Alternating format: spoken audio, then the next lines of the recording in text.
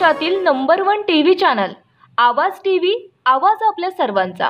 धुळे जिल्ह्यातील जेंडे अजंग गावातील देवीदास उर्फ देवा गुलाब बहिराम वय अंदाजे 30 याचा गावातीलच विकास माले यांनी संशयिताने दारूच्या नशेत भांडण्याच्या वादातून डोक्यात दगड घालून खून केल्याची खळबळजनक घटना घडली। या वादाचे कारण मात्र अद्याप समजू शकले नाही। मृत्यू देवा बहिराम व आरोपी विकास माले हे दोघेही जवळचे मित्र असून दोघांमध्ये वाद निर्माण झाला होता। वादाचे पर्यवसान हाणामारीत झाले। यात विकास माले याने रागाच्या भरात देवा बहिरामच्या डोक्यात दगड घालून गंभीर जखमी केले।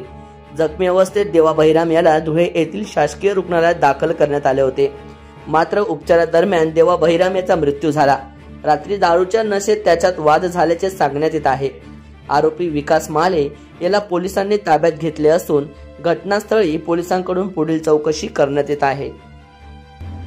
काल दिनांक 7/7/2025 रोजी रात्री 20 वाजता विकास विजय महाले आणि देवीदास उर्फ देवा गुलाब बहिराम दोन्ही राहणार जेंडे अंजन हे गावामध्ये फिरत असताना त्यांचं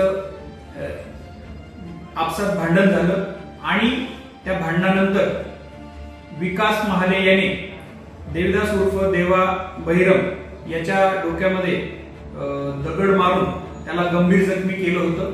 सदरची भांडण छोटूबाई गोटू बहिराम या महिलेने स्वतः पाहिले।